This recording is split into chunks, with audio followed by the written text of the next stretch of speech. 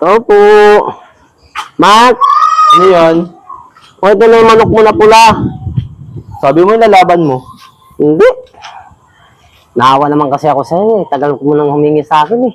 Sa bagay, matagal ko na rin kasi inihiling din yan sa'yo eh. Sa tuwing pupunta ako doon sa'yo, maluwalo akong nagsasalita. Tapos yung sipon mo, nakikita ko, tumutulo eh.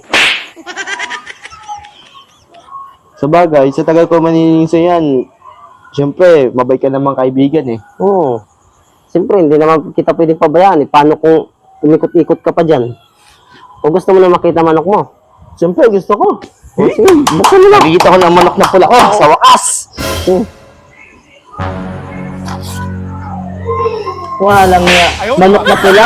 Manok na pula, Lord. Ikaw lang babalik dito ah.